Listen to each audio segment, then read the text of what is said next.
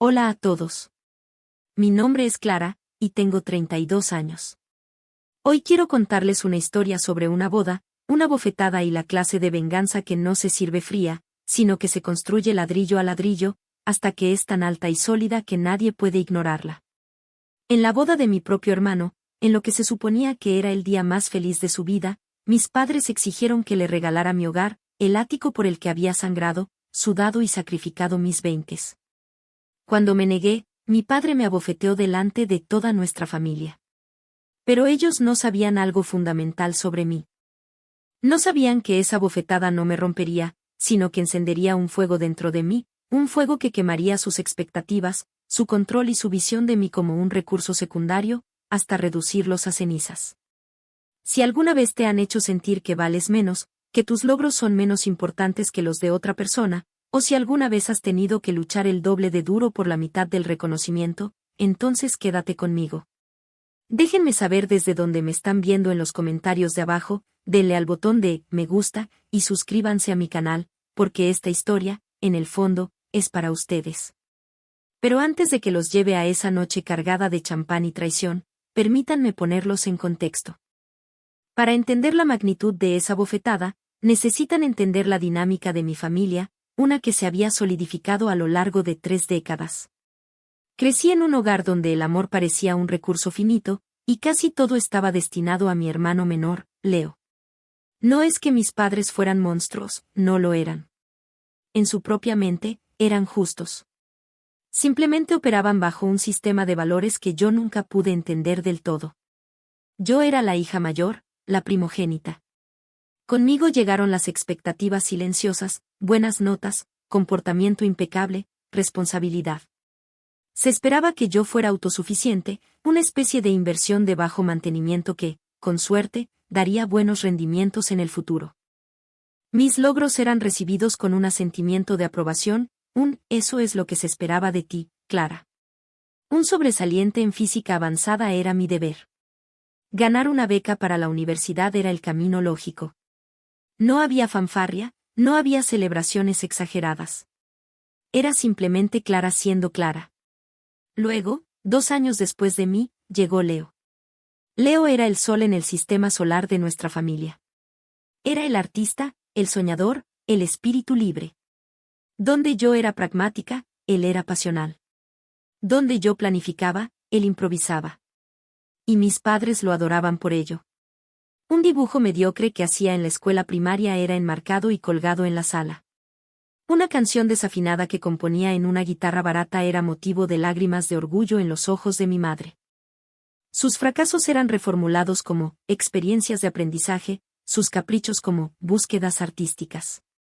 Mientras yo trabajaba en una cafetería desde los 16 años para ahorrar para mi primer coche usado, a Leo le compraron un coche nuevo para su 18º cumpleaños para que pudiera perseguir su inspiración, sin la carga del transporte público. La justificación de mi padre, que recuerdo vívidamente, fue, Clara, tú entiendes de dinero y responsabilidad. Leo necesita que lo apoyemos para que su alma creativa pueda florecer. Mi alma práctica, al parecer, podía valerse por sí misma. Esta división se profundizó a medida que nos hacíamos adultos. Yo elegí un camino que mis padres consideraban aburrido pero útil.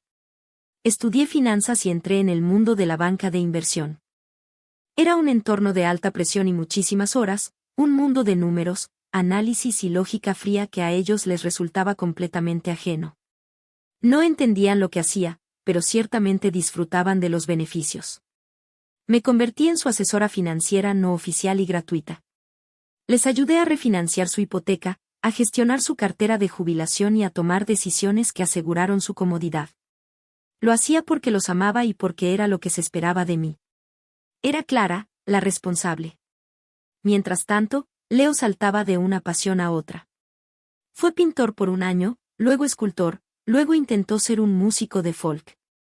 Vivía en un apartamento que mis padres subsidiaban, conducía el coche que mis padres mantenían y comía alimentos que a menudo aparecían en su refrigerador gracias a las visitas de mi madre. Lo llamaban apoyar su arte.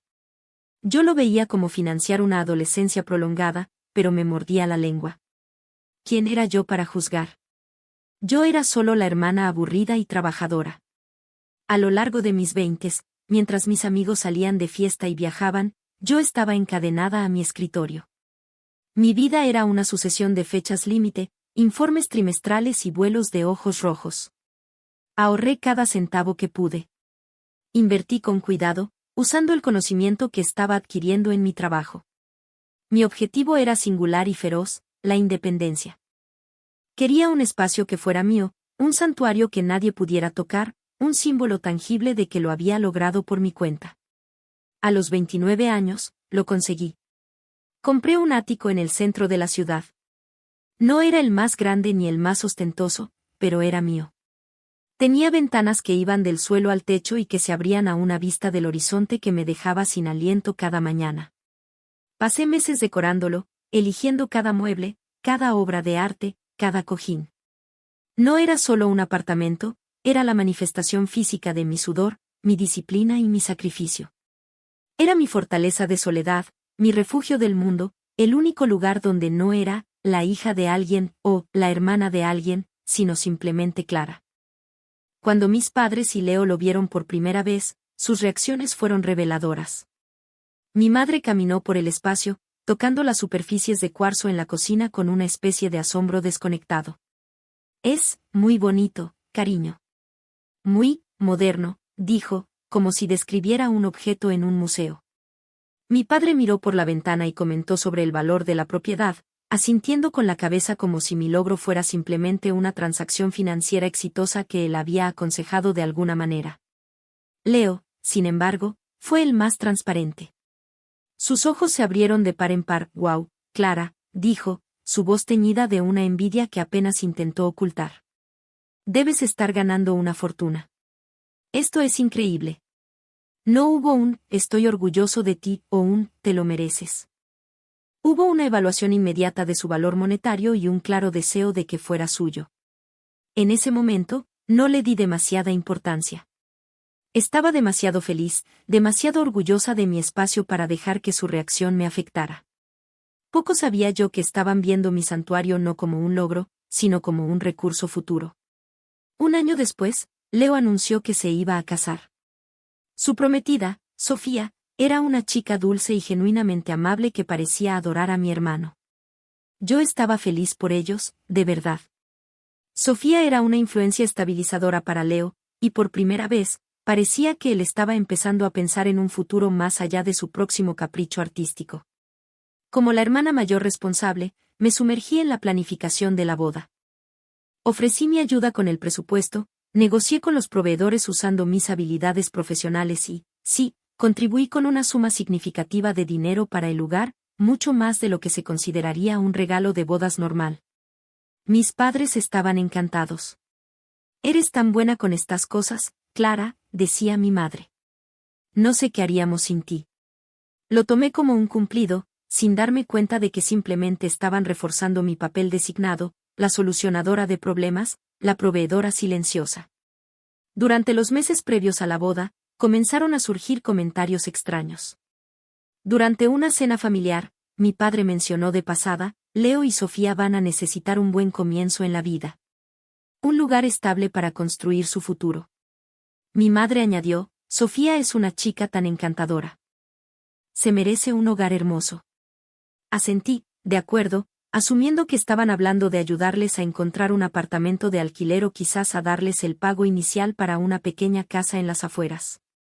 Nunca, ni en 1.000.000 de años, se me ocurrió que sus ojos estaban puestos en mi hogar. Las señales de alerta estaban ahí, ondeando como banderas rojas en una tormenta, pero yo estaba demasiado ocupada, demasiado centrada en ser la hija y hermana buena, para verlas. La ingenuidad, a veces, es una forma de ceguera autoimpuesta. Y así llegamos a la boda. Fue una hermosa ceremonia en un jardín botánico, seguida de una recepción en un elegante salón de baile. Todo salió a la perfección, en gran parte gracias a mi planificación meticulosa y mi generosidad financiera. Estaba sentada en la mesa principal, sonriendo, viendo a mi hermano bailar con su nueva esposa. Me sentía genuinamente feliz. A pesar de todo, amaba a mi hermano y quería que fuera feliz. Luego llegaron los discursos. El padrino contó algunas anécdotas graciosas. La dama de honor de Sofía pronunció un discurso conmovedor. Y entonces, mi padre se levantó, copa de champán en mano. Comenzó de la manera esperada. Habló de lo orgulloso que estaba de su hijo, de lo hermosa que era Sofía y de darles la bienvenida a la familia. La gente sonreía y asentía. Pero entonces, su tono cambió. Se volvió grandilocuente, casi teatral. Un matrimonio no se construye solo con amor, declaró, mirando a la multitud. Se construye sobre una base sólida.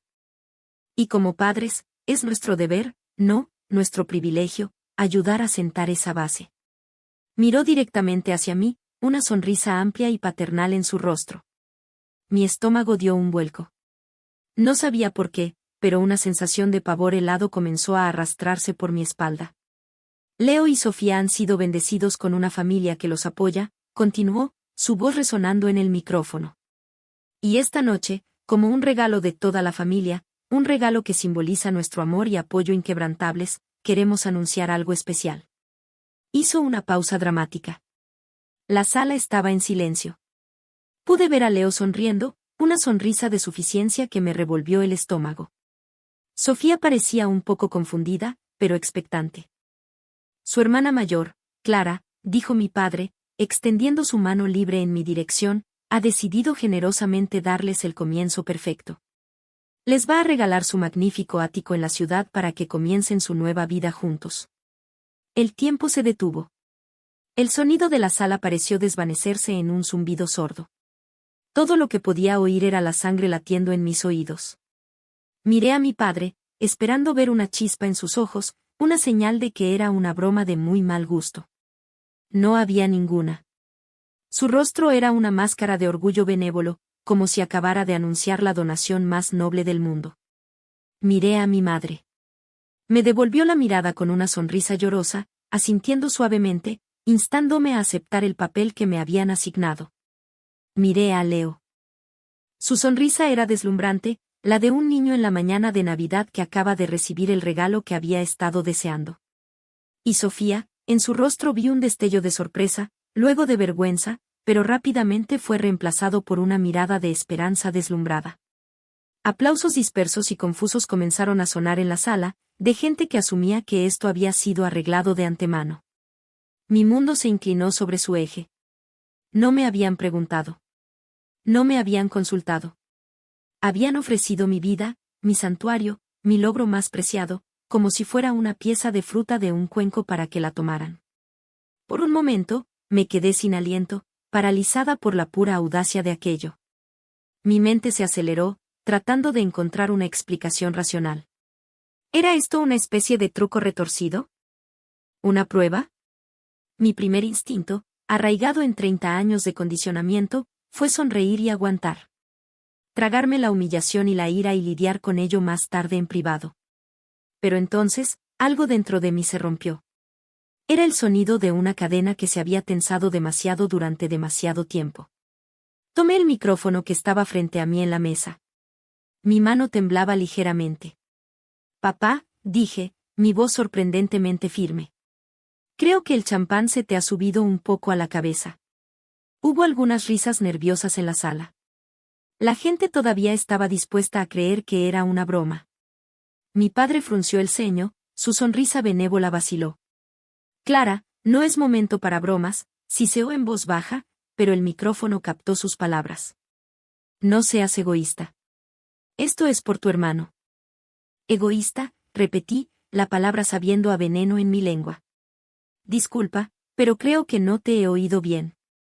Acabas de ofrecer mi casa, la casa que yo compré con mi propio dinero y mi propio trabajo, sin siquiera consultarme, y me llamas egoísta a mí. El silencio en la sala ahora era absoluto, pesado y denso. Los rostros de los invitados eran una mezcla de conmoción y fascinación morbosa. La sonrisa de Leo se había desvanecido por completo, reemplazada por una expresión de irritación. Mi madre me miraba con ojos suplicantes, como si yo fuera la que estaba creando una escena. Me levanté, mi silla raspando ruidosamente contra el suelo. Miré directamente a mi padre. La respuesta es no, dije, mi voz clara y resonante en el silencio. Absolutamente no. Felicidades a Leo y Sofía. Les deseo todo lo mejor. Pero mi casa no es su regalo de bodas. La cara de mi padre pasó del rojo al púrpura. Se acercó a mí, alejándose del atril. Clara, no me humilles así, gruñó, su voz baja y amenazante. Discutiremos esto en casa. No hay nada que discutir, respondí, manteniéndome firme. Has hecho una suposición increíblemente presuntuosa y has intentado ponerme en una situación imposible delante de todos. La respuesta sigue siendo no. Y entonces sucedió. Fue tan rápido que apenas lo registré al principio. La mano de mi padre se levantó y se movió en un arco rápido y vicioso. El sonido de su palma golpeando mi mejilla fue como un disparo en la sala silenciosa. No fue un golpecito. Fue una bofetada en toda regla, dura y humillante, que me hizo girar la cabeza hacia un lado. El dolor fue agudo, pero fue la conmoción, la pura incredulidad, lo que me robó el aliento. Mi padre. Mi padre me había abofeteado. No en la privacidad de una discusión acalorada en casa, sino aquí, en medio de la boda de mi hermano, frente a tías, tíos, primos y amigos, porque me negué a regalar el fruto de mi trabajo. El mundo se redujo a la sensación punzante en mi mejilla y al jadeo colectivo que recorrió la sala.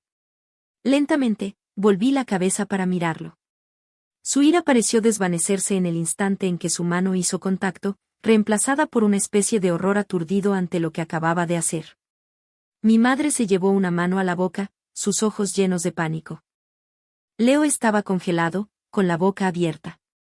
Y Sofía, el rostro de Sofía era una máscara de absoluta y total mortificación. Me miraba, no a su nuevo suegro que acababa de cometer un acto de violencia, sino a mí, con una expresión de horror y lástima. Sin decir una palabra más, me di la vuelta. Cogí mi pequeño bolso de la mesa. Con una calma que no sentía en absoluto, caminé a través de la pista de baile, pasando entre los invitados congelados que se apartaban como si yo fuera una especie de aparición. No corrí. Caminé con la cabeza alta, sintiendo el calor punzante en mi mejilla como un faro. Cada paso era deliberado. Cada paso me alejaba más de la familia que me había traicionado tan profundamente. No miré hacia atrás. Salí por las grandes puertas del salón de baile, crucé el vestíbulo y salí a la noche fresca. El aparcacoches me miró con los ojos muy abiertos, probablemente habiendo escuchado el eco del drama. Le di mi ticket y esperé en silencio. Solo cuando estuve dentro de un taxi, acelerando lejos del lugar que se suponía que era de celebración, solo entonces permití que las lágrimas cayeran. No eran lágrimas de tristeza. Eran lágrimas de rabia, de humillación y de una resolución que se estaba forjando en el fuego de esa bofetada. Se acabó. Se había acabado el ser la hija buena, la hermana responsable, el recurso familiar. Habían cruzado una línea de la que no había vuelta atrás. Y mientras el taxi me llevaba a mi santuario, a mi ático, juré que lamentarían ese día. No con gritos ni lágrimas, sino con la fría y calculada demolición de la estructura de poder que habían dado por sentada durante tanto tiempo. El viaje en taxi a casa fue un borrón. Las luces de la ciudad pasaban veloces por la ventanilla, pero yo no las veía. Todo mi universo se había contraído al dolor ardiente en mi mejilla y al eco de esa bofetada en mi mente. Cuando el taxista me dejó frente a mi edificio, me moví como un autómata. Saludé al portero nocturno, subí en el ascensor y abrí la puerta de mi apartamento. El silencio me recibió. Entré y cerré la puerta, apoyando la espalda contra ella. Y ahí, en la seguridad de mi propio espacio, el espacio que acababan de intentar arrebatarme, la calma se hizo añicos. Me deslicé por la puerta hasta el suelo, abracé mis rodillas y sollocé. Eran sollozos profundos y desgarradores que venían de un lugar de dolor de 30 años, de cada logro no celebrado, de cada sacrificio pasado por alto, de cada vez que me sentí como una ocurrencia tardía en mi propia familia. Mi teléfono, todavía en mi bolso, comenzó a vibrar incesantemente. Sabía quién era. Mi madre, probablemente alternando entre el pánico y la culpa. Mi padre, quizás sintiendo una punzada de remordimiento o, más probablemente, furioso por mi desobediencia. Y Leo, sin duda, molesto porque mi drama había arruinado su gran noche. Metí la mano en el bolso, saqué el teléfono y lo apagué. No podía hablar con ellos. No podía escuchar sus excusas, sus justificaciones, sus intentos de culparme por la situación. Necesitaba silencio. Necesitaba pensar. Caminé hacia las ventanas del suelo al techo y miré la ciudad resplandeciente. Esta vista, que normalmente me llenaba de una sensación de paz y logro, ahora se sentía diferente. Esta era la escena del crimen. Este era el premio que habían intentado tomar. Cada mueble, cada libro en los estantes, cada centímetro de este lugar era un testimonio de mi independencia. Y ellos habían intentado convertirlo en un mero peón en su juego familiar. La rabia, fría y afilada, comenzó a desplazar al dolor. La bofetada no fue solo un acto de violencia física. Fue un acto simbólico. Fue mi padre diciéndome, de la manera más brutal posible, que mis logros no me pertenecían realmente. Pertenecían a la familia, para ser distribuidos como él considerara oportuno, y mi negativa a cumplir era una traición tan grande que merecía un castigo físico. En medio de mi torbellino de emociones, mi teléfono fijo, el que rara vez usaba, comenzó a sonar. Dudé en contestar. Pero luego, un pensamiento se me ocurrió. Solo una persona en el mundo preferiría llamar a mi teléfono fijo en lugar de a mi móvil. Mi abuela. La madre de mi madre, Elena. Con mano temblorosa, levanté el auricular. Hola, mi voz era un graznido ronco. Clara, mi niña, dijo la voz firme y sin rodeos de mi abuela. ¿Estás bien? No preguntó qué había pasado. Sabía que ella ya lo sabría. La vid familiar se movería más rápido que un incendio forestal. Simplemente preguntó si estaba bien. Y con esa simple pregunta, las compuertas se abrieron de nuevo. Le conté todo, las palabras saliendo a borbotones, interrumpidas por sollozos. El anuncio de mi padre, mi negativa, la humillación pública, la bofetada. No me interrumpió. Dejó que todo saliera, escuchando pacientemente al otro lado de la línea. Cuando terminé, hubo un largo silencio. Podía imaginarla, sentada en su sillón, con su expresión severa pero amorosa. Lo que te hicieron esta noche, dijo finalmente, su voz desprovista de cualquier excusa para su hija o su yerno, fue cruel e imperdonable. No hay justificación en el mundo para lo que hizo tu padre. Y tu madre, por quedarse ahí y permitirlo, es igual de culpable. Sus palabras fueron como un bálsamo para mi alma herida. No hubo un, quizás no lo decía en serio, o un, intenta ver su punto de vista. Hubo una validación absoluta de mi dolor y mi ira. No sé qué hacer, abuela, susurré. Siento que todo se ha roto. Quizás necesitaba romperse, respondió ella con esa sabiduría práctica que siempre la había caracterizado. A veces, una estructura tiene que derrumbarse para que puedas construir algo más fuerte en su lugar. Llora esta noche, mi niña. Siente toda la rabia y todo el dolor. Te lo has ganado. Pero mañana por la mañana, cuando te despiertes, te secarás las lágrimas. Y vas a empezar a construir. No para ellos. Para ti. Esa conversación fue el punto de inflexión. Colgué el teléfono sintiéndome, diferente. El dolor seguía ahí, una brasa ardiente en mi pecho. Pero ahora había algo más a su lado, una chispa de propósito. Mi abuela tenía razón. Las lágrimas no cambiarían nada. Apelar a la empatía de mis padres era un ejercicio inútil, habían demostrado que no la tenían, al menos no para mí. Tenía que protegerme. Tenía que reclamar mi poder de una manera que no pudieran ignorar ni desestimar. La idea de la venganza comenzó a tomar forma en mi mente, pero no era la clase de venganza que se ve en las películas. No se trataba de quemar puentes en un ataque de ira. Sería algo mucho más metódico, más calculado. Sería una venganza financiera y estructural. Usaría las mismas habilidades que ellos habían despreciado como aburridas y sin alma, para desmantelar sistemáticamente la dependencia que tenían de mí, una dependencia que ni siquiera se daban cuenta de que existía. Ellos me veían como un recurso. Muy bien. Les mostraría lo que sucede cuando ese recurso decide cerrar el grifo. Esa noche, no dormí mucho.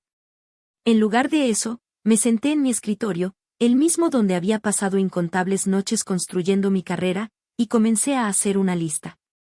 Era una lista de todas las formas en que mi vida estaba entrelazada con la de ellos, de todas las cuerdas invisibles de obligación y asistencia que me ataban a ellos. Punto 1. Asesoramiento financiero. Durante años, había gestionado sus inversiones, optimizado sus impuestos y, básicamente, actuado como su gestora de patrimonio personal, todo de forma gratuita. Eso se acabaría. Al día siguiente, redactaría una carta formal renunciando a ese papel, recomendándoles que contrataran a un profesional cualificado. Punto 2. Préstamos informales. A lo largo de los años, les había prestado dinero aquí y allá. Unos pocos miles para una reparación del techo, otro poco para unas vacaciones que no podían permitirse. Nunca los presioné para que me devolvieran el dinero. Los había registrado meticulosamente en mis propios libros, por supuesto, porque soy quien soy. Tenía los extractos bancarios y los correos electrónicos. Les enviaría una factura detallada, con un plazo de pago razonable pero firme. Punto 3. El negocio familiar. Y este era el grande. Mi abuelo materno, el marido de Elena, había fundado una pequeña pero respetada empresa de fabricación de componentes especializados. Después de su muerte, mi padre se hizo cargo. Mi padre es un buen vendedor, una persona sociable, pero carece de la perspicacia financiera para dirigir una empresa en el mercado moderno. En los últimos 5 años, a medida que la competencia se intensificaba, la empresa había estado luchando. Yo había sido la salvadora silenciosa. Le había aconsejado sobre cómo reestructurar la deuda, le había ayudado a asegurar una línea de crédito crucial y, en una ocasión, le había inyectado una cantidad significativa de mi propio dinero como un préstamo a la empresa, para evitar despidos. Él lo había aceptado, por supuesto, viéndolo como mi deber filial. No se dio cuenta de que ese préstamo me daba una palanca. Una palanca muy grande. Miré mi lista, el plan tomando forma con una claridad aterradora. Esto no sería rápido ni fácil. Sería una guerra de desgaste emocional. Me pintarían como la villana, la hija desagradecida y vengativa. Intentarían manipularme, hacer que toda la familia se volviera en mi contra. Pero la bofetada había cambiado la ecuación. Había quemado cualquier resto de obligación filial que pudiera haber sentido. Esto ya no se trataba de herir sus sentimientos. Se trataba de supervivencia. Se trataba de construir un muro tan alto alrededor de mi vida y mis logros que nunca más pudieran intentar reclamarlos como propios. Al amanecer, con el sol saliendo sobre el horizonte y arrojando una luz dorada sobre mi ciudad, sentí una extraña calma. El dolor no se había ido, pero ahora estaba contenido por un propósito de acero. La guerra había sido declarada en esa sala de bodas. Y yo iba a ganarla. El primer día después de la boda fue de un silencio ensordecedor. Mantuve mi teléfono apagado, creando una burbuja de aislamiento deliberado. Necesitaba ese espacio para que mi resolución se solidificara, para pasar de la emoción cruda a la estrategia fría. Pasé la mayor parte del día en mi escritorio, no trabajando en mis deberes del banco, sino en mi propia liberación. Redacté la carta a mis padres. Fue cortés, profesional e inequívoca. Estimados mamá y papá, comenzaba, después de una cuidadosa consideración, he decidido que ya no puedo servir como su asesora financiera personal. Mis responsabilidades profesionales requieren toda mi atención, y creo que sería beneficioso para ustedes buscar el consejo de un profesional independiente y certificado. Con mucho gusto les proporcionaré una lista de firmas acreditadas en su área. Era impecable, imposible de criticar en su lógica, pero ambos sabíamos que el subtexto era un grito de guerra. Luego, abordé la tarea más desagradable, la factura. Recopilé los registros de cada transferencia, cada cheque que les había extendido a lo largo de los años bajo el pretexto de ayuda. El total fue sustancial. Más de lo que había recordado. Ver la cifra en blanco y negro me revolvió el estómago. No por la cantidad, sino por la clara evidencia de cuán unilateral se había vuelto nuestra relación. Adjunté los extractos bancarios como prueba, redacté otra carta, esta vez explicando que necesitaba liquidar estos préstamos personales pendientes para mis propios planes financieros futuros, y establecí un plazo de 90 días. La parte más compleja fue la del negocio familiar. Rebusqué en mis archivos y encontré el acuerdo de préstamo que había firmado con la empresa de mi padre. Lo leí línea por línea. Como había sospechado, y francamente, diseñado, el préstamo estaba garantizado por una parte de las acciones de la empresa. Si no se pagaba en el plazo acordado, esas acciones pasarían a ser mías. Y ese plazo, convenientemente, estaba a solo 6 meses de distancia. Mi padre, en su prisa por conseguir el dinero en efectivo, probablemente ni siquiera había leído la letra pequeña. Había confiado en que su hija nunca ejecutaría tal cláusula. Su error. Al final del día, tenía 3 sobresellados sobre mi mesa. Eran mis primeras salvas en esta nueva y terrible guerra. Esa noche, finalmente encendí mi teléfono. Fue como abrir una compuerta. Docenas de llamadas perdidas de mis padres y de Leo. Un torrente de mensajes de texto. Los de mi madre eran una mezcla de pánico y súplica. Clara, por favor, contesta. Tu padre no lo decía en serio. Estaba estresado. Por favor, llámame. Los de mi padre eran bruscos y exigentes. Necesitamos hablar. Ahora. Y los de Leo eran la cúspide del egocentrismo. ¿Puedes creer lo que pasó en mi boda? La arruinaste por completo. Sofía está destrozada. Ni una sola disculpa. Ni una sola pregunta sobre si yo estaba bien. Todo se centraba en ellos, en su vergüenza, en su inconveniencia. Cada mensaje era como echar gasolina al fuego de mi resolución. También había un mensaje de un número desconocido.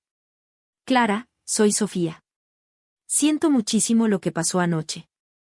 Fue horrible e inexcusable. Espero que estés bien.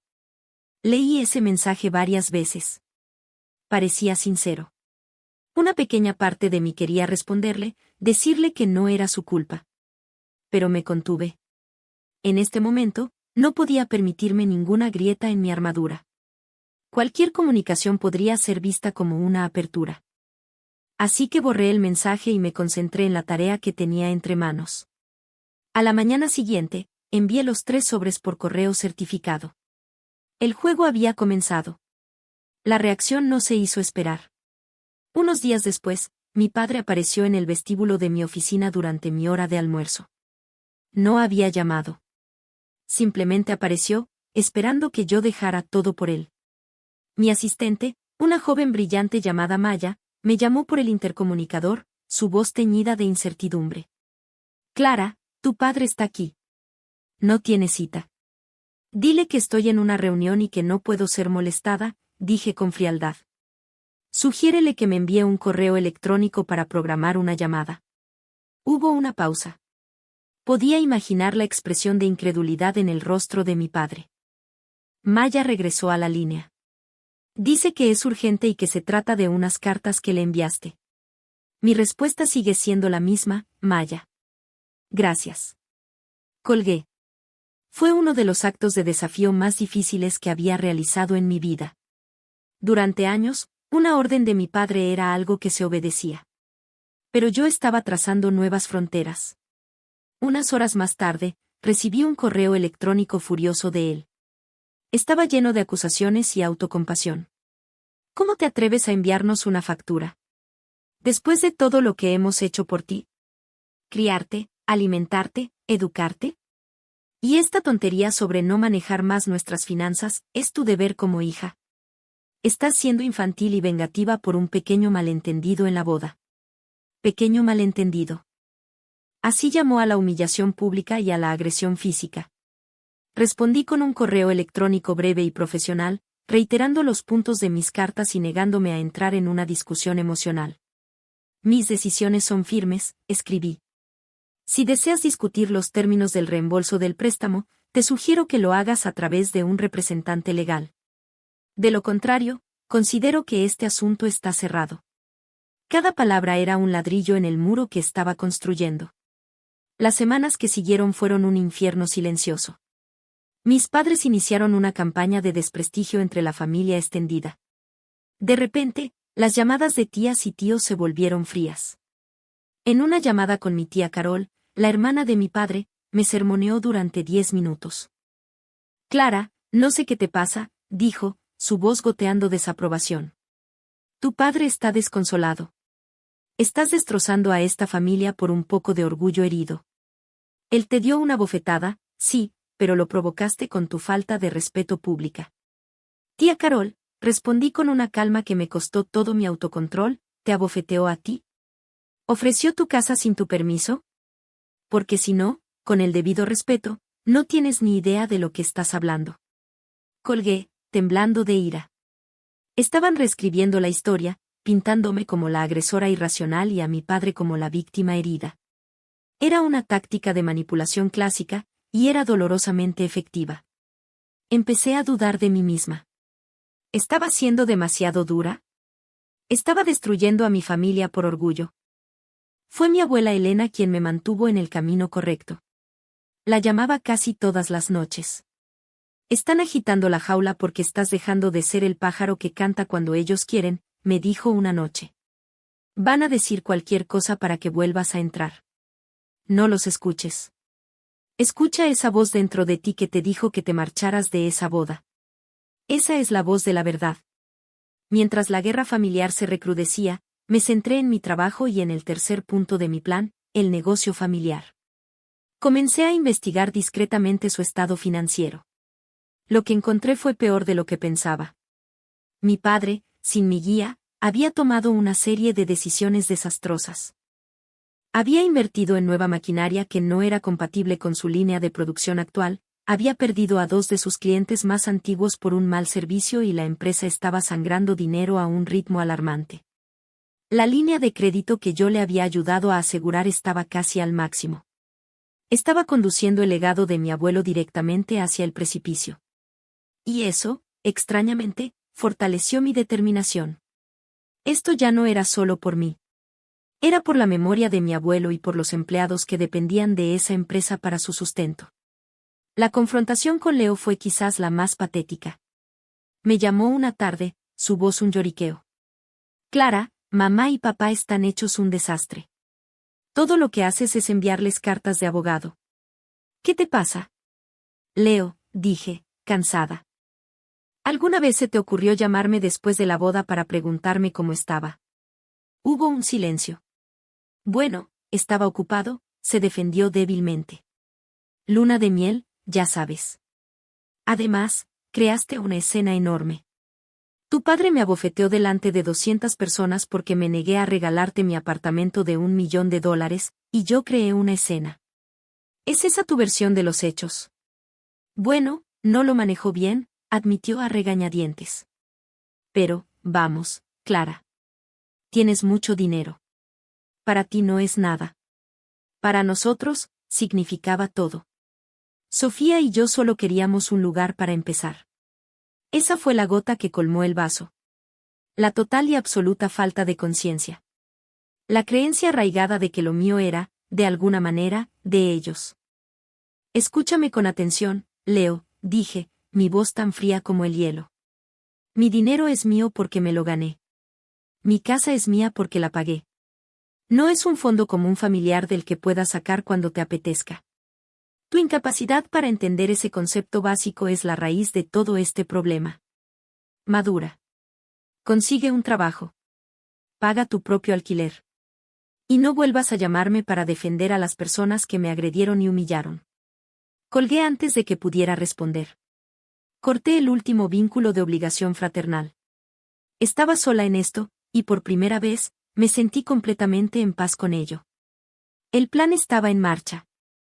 La estructura se estaba debilitando. Y yo estaba esperando pacientemente el momento en que todo se derrumbara. Los meses siguientes se convirtieron en una especie de nueva normalidad. Una normalidad tensa y fracturada, pero una normalidad al fin y al cabo.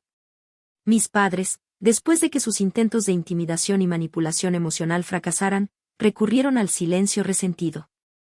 Pagaron el primer plazo de la factura que les envié, una suma que sé que les dolió, y lo hicieron sin una palabra, solo con un frío extracto bancario que apareció en mi cuenta. La retirada de mi asesoramiento financiero los obligó a contratar a un profesional, un gasto que sin duda lamentaban. Sentía una satisfacción sombría al imaginarme a mi padre tratando de explicarle su caótica situación financiera a un extraño. Socialmente, me convertí en un fantasma. Decliné cortésmente todas las invitaciones a eventos familiares, cumpleaños, aniversarios, cenas festivas. Mi excusa era siempre la misma: gracias por la invitación, pero no podré asistir. No daba explicaciones. No entraba en debates. Simplemente me negaba. Sabía que cada ausencia era un tema de conversación, que mi silla vacía en la mesa de acción de gracias hablaba más que cualquier grito. Me estaban pintando como la hija fría y desalmada, pero prefería ser eso a ser el felpudo en el que todos se limpiaban los pies. En este periodo de aislamiento autoimpuesto, me aferré a las dos anclas de mi vida, mi trabajo y mi abuela. Me sumergí en mis responsabilidades en el banco con una ferocidad renovada, encontrando consuelo en la lógica y el orden de los números. Y mis llamadas nocturnas con la abuela Elena se convirtieron en mi salvavidas emocional. Ella nunca vaciló en su apoyo. Están aprendiendo una lección difícil, Clara, me dijo una noche. Están aprendiendo que el respeto no se exige, se gana. Y que el amor no es una excusa para el abuso. Sigue fuerte. Mientras tanto, seguía vigilando el negocio familiar desde la distancia. A través de contactos en la industria y registros públicos, tracé su declive. Era como ver un accidente de coche a cámara lenta. Mi padre, desesperado, estaba tomando decisiones cada vez más erráticas. Hizo recortes de personal en áreas clave, lo que afectó a la calidad del producto. Intentó conseguir un gran contrato ofreciendo precios insosteniblemente bajos, una estrategia que, de tener éxito, habría hundido aún más a la empresa. La crisis que yo había previsto no solo era inevitable, sino que se estaba acelerando. La llamada llegó a finales de otoño, casi 5 meses después de la boda. Era un martes por la tarde. Estaba en mi oficina, finalizando un informe importante, cuando Maya me avisó por el intercomunicador. Clara, es tu madre por la línea 2. Dice que es una emergencia familiar. Sentí una oleada de frío. A pesar de todo, la palabra emergencia todavía tenía el poder de asustarme. Respiré hondo. Pásamela, Maya. Clara, la voz de mi madre era delgada y temblorosa, llena de un pánico que no había escuchado antes. Clara, tienes que venir. Es la empresa. Es un desastre. Mantuve mi voz tranquila y neutral. ¿Qué ha pasado, mamá? El banco, van a ejecutar nuestra línea de crédito. Nos han dado 48 horas para presentar un plan de viabilidad o lo cerrarán todo. Perderemos la empresa. Perderemos la casa, Clara. Todo. Su voz se quebró en un sollozo. Tu padre no sabe qué hacer.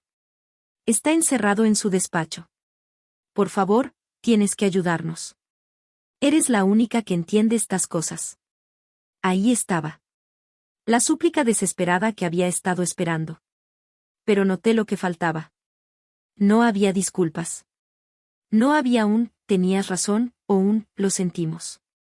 Era la misma vieja dinámica. Clara, la solucionadora, tenía que venir a arreglar el desastre.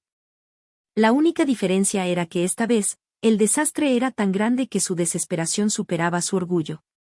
Entiendo la gravedad de la situación, mamá, dije con calma. Estoy dispuesta a reunirme con ustedes para discutir una posible solución. Pero no será en la casa ni en un café. Será en un terreno neutral. Y bajo mis condiciones. Lo que sea, Clara. Lo que sea, exclamó, el alivio palpable en su voz. Bien. Reúnanse conmigo mañana a las 10 de la mañana en las oficinas de mi abogado. Te enviaré la dirección. Y mamá, añadí, mi voz endureciéndose, asegúrate de que Leo también esté allí. Si vamos a hablar del futuro de esta familia, es hora de que todos los involucrados estén presentes y escuchen. Colgué el teléfono sintiendo una mezcla de triunfo helado y una profunda tristeza. El clímax estaba aquí. El momento de la confrontación final. Pasé el resto del día y gran parte de la noche preparándome. No solo revisé los estados financieros de la empresa una vez más, sino que trabajé con mi abogado para redactar un acuerdo férreo. No iba a esta reunión a ofrecer un simple consejo. Iba a ofrecer una adquisición.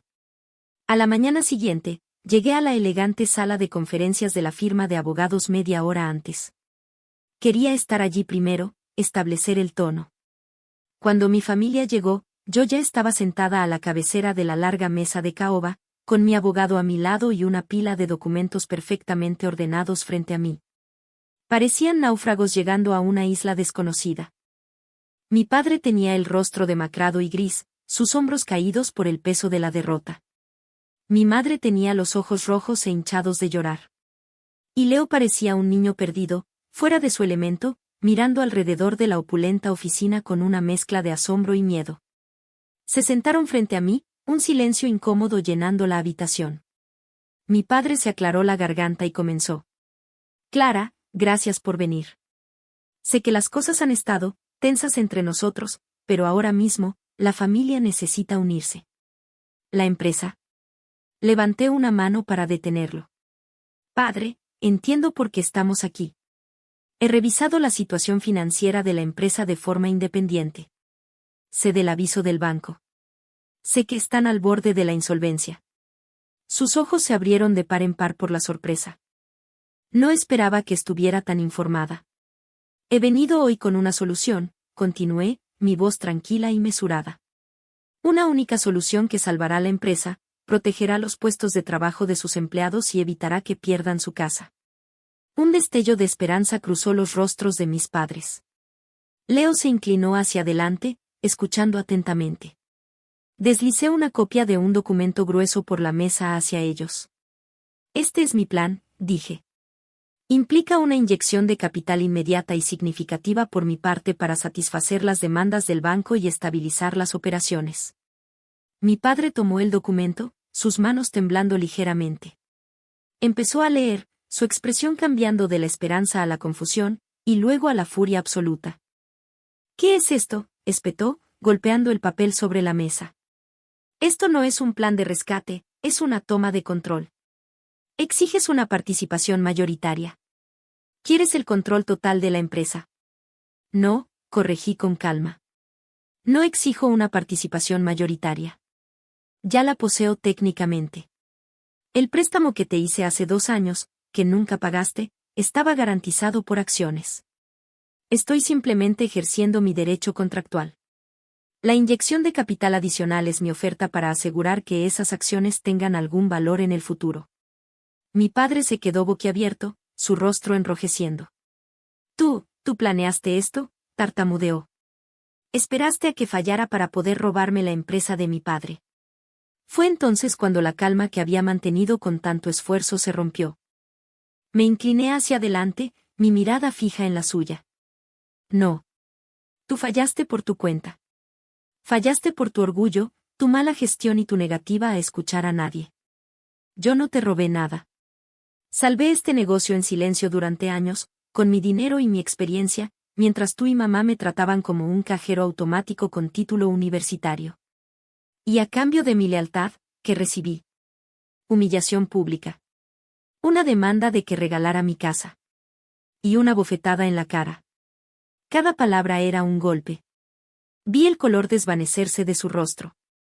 Miró a mi madre, buscando apoyo, pero ella solo miraba sus manos, avergonzada. Leo parecía que iba a vomitar. Así que sí, continué, mi voz ahora resonando con el poder de meses de ira reprimida. Estos son mis términos. Aceptaré el control total de la empresa, a partir de hoy. Seré la nueva directora ejecutiva. Tú, dije, señalando a mi padre, serás relegado a un puesto de consultor con goce de sueldo, sin poder de decisión. Es un puesto honorífico para salvar las apariencias. O puedes jubilarte. La elección es tuya. A cambio, salvaré el legado de mi abuelo y aseguraré tu jubilación. Esa es la oferta. Es la única oferta. La alternativa es la bancarrota. Perderlo todo. La elección es tuya. Un silencio de muerte cayó sobre la sala. Mi padre me miraba fijamente, sus ojos llenos de una mezcla de odio y una comprensión devastadora. Vio la verdad de mis palabras. Vio la trampa que él mismo había construido y en la que había caído de cabeza. Vio que el poder en la familia se había desplazado, de forma irrevocable y absoluta. La hija que había subestimado, la que había golpeado, ahora tenía su futuro entero en la palma de su mano. Esta era mi venganza. No una destrucción ardiente, sino una reconstrucción fría y lógica bajo mis propios términos. Y fue, en ese momento, la sensación más agridulce y victoriosa de mi vida. El silencio en esa sala de conferencias se estiró hasta volverse casi sólido. Mi padre me miraba, su rostro una tormenta de emociones en guerra, rabia, incredulidad, humillación. Podía ver en sus ojos la lucha interna, el orgullo de un patriarca chocando contra la dura e ineludible realidad de su fracaso. Abrió la boca para discutir, para gritar, para lanzar otra acusación, pero ninguna palabra salió. Estaba derrotado y lo sabía. Fue mi madre quien finalmente rompió el silencio. Levantó la vista, sus ojos encontrando los míos por primera vez desde que habían entrado. Estaban llenos de lágrimas, pero también de algo nuevo, una especie de resignación resignada. Aceptamos, dijo en voz baja, su voz apenas un susurro. Elizabeth, exclamó mi padre, girándose hacia ella. ¿Qué estás diciendo? Digo que aceptamos, Robert, repitió, su voz un poco más fuerte esta vez, con una pizca de acero que rara vez usaba con él. Ella tiene razón. Tú la has escuchado. Yo la he escuchado. Hemos sido unos tontos. Unos tontos arrogantes y ciegos. Hemos dado por sentada a nuestra hija, la hemos usado y la hemos herido. Y ahora, ella nos está ofreciendo una salida. Una salida que es mucho más generosa de lo que merecemos. Así que te callarás y aceptarás. Me quedé atónita. Nunca en mi vida había escuchado a mi madre hablarle así a mi padre. Fue como si la crisis finalmente hubiera roto el molde en el que había estado atrapada durante décadas. Mi padre se desinfló como un globo, toda la lucha abandonándolo. Hundió el rostro entre las manos, un hombre roto. Miré a Leo. Estaba pálido como un fantasma, mirando de un lado a otro entre nuestros padres y yo. Por primera vez, parecía estar viendo la dinámica de nuestra familia con claridad, sin el filtro del favoritismo. Vio a su hermana, la que siempre había estado ahí en el fondo, de repente en el centro del poder. Vio a sus padres, los pilares de su mundo, desmoronándose. Y creo que, en ese momento, finalmente comprendió la magnitud de la injusticia que me habían infligido. Mi abogado, que había permanecido en silencio durante todo el intercambio, se aclaró la garganta y deslizó los documentos por la mesa. Si están listos, podemos proceder con las firmas. Uno por uno, firmaron. Mi padre lo hizo con una mano que temblaba de rabia contenida. Mi madre, con una resignación sombría. Y Leo, que tenía que firmar como testigo, lo hizo rápidamente, sin mirarme a los ojos. Cuando firmé la última página, el traspaso fue oficial. El legado de mi abuelo estaba a salvo. Estaba en mis manos. El periodo que siguió fue de una intensa reconstrucción, tanto corporativa como personal. Me sumergí de cabeza en el negocio familiar. Las primeras semanas fueron un torbellino.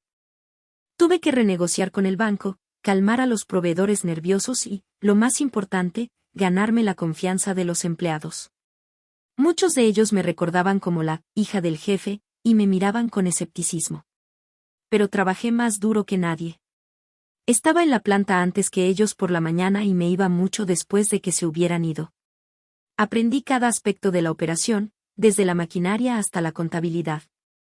Lentamente, con acciones en lugar de palabras, les demostré que no estaba allí por ego, sino porque me importaba la empresa que mi abuelo había construido. Mi padre cumplió su parte del trato, más o menos. Aceptó el puesto de consultor, pero rara vez aparecía por la oficina.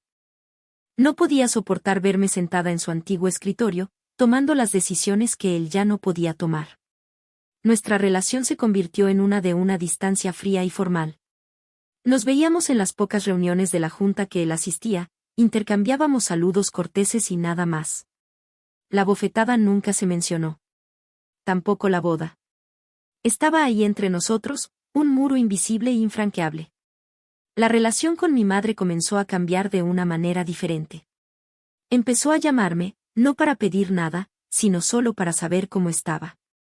Al principio, mis respuestas eran breves y cautelosas. Pero ella persistió. Un día, me dejó un mensaje de voz que me hizo detenerme. Clara, decía, su voz llena de una emoción que sonaba genuina. Sé que lo siento, no es suficiente. Sé que te fallé, como madre y como mujer. Me quedé callada cuando debería haber gritado. Y viviré con esa vergüenza por el resto de mi vida.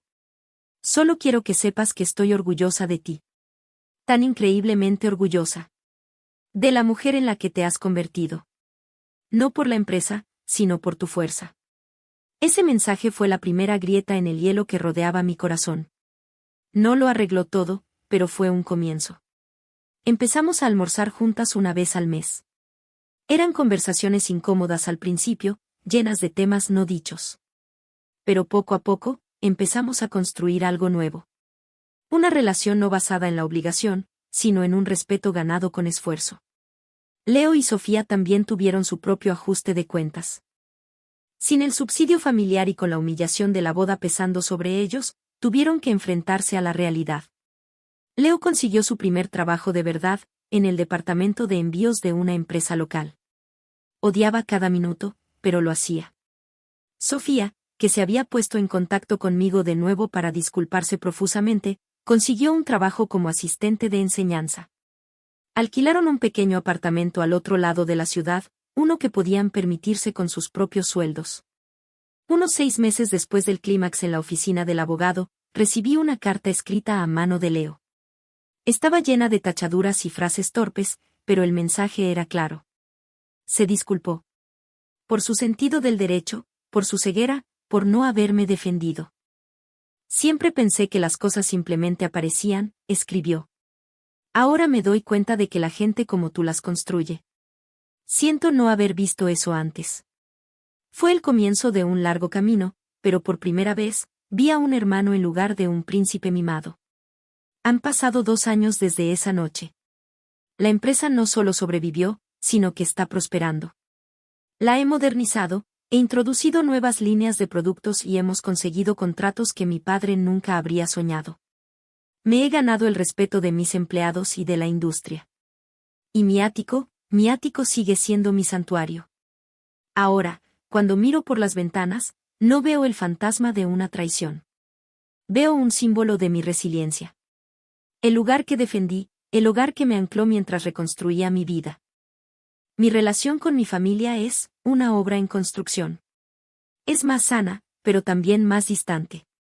Hay límites claros, fronteras que no se cruzan. He aprendido que el perdón no significa olvido, y que la reconciliación no requiere volver a las viejas y tóxicas dinámicas. Se trata de construir algo nuevo sobre las ruinas de lo antiguo, algo basado en la verdad y el respeto mutuo. Mi padre y yo mantenemos una paz cortés. Mi madre y yo estamos construyendo una amistad tentativa. Y Leo, por primera vez, está de pie sobre sus propios pies, y lentamente, muy lentamente, estamos volviendo a aprender a ser hermanos. Miro hacia atrás y me doy cuenta de que la bofetada de mi padre, ese acto horrible y doloroso, fue, irónicamente, un regalo. Fue la sacudida que necesitaba para despertarme de una vida de complacencia silenciosa. Me obligó a verme a mí misma no como ellos me veían, como un recurso secundario, sino como realmente era, una mujer fuerte, capaz y autosuficiente. Me enseñó que a veces, tienes que destruir tu mundo para salvarte a ti mismo. Y que la mejor venganza no es hacer que los demás caigan, sino levantarte tan alto por tus propios méritos que ya no puedan alcanzarte. Así que esa es mi historia. Un viaje de dolor, resiliencia y, en última instancia, de empoderamiento. Me enseñó que tu valor no lo determinan los demás, lo defines tú. ¿Alguna vez te han subestimado o te han hecho sentir menos? Comparte tu historia en los comentarios de abajo. Me encantaría leerlas y que nos apoyemos mutuamente. No olviden dar me gusta a este video y suscribirse a mi canal si este viaje resonó con ustedes. Y lo más importante, recuerden siempre esto, su valor no es negociable. Su éxito es suyo. Y nunca, nunca dejen que nadie, ni siquiera la familia, les haga creer lo contrario. Gracias por escucharme.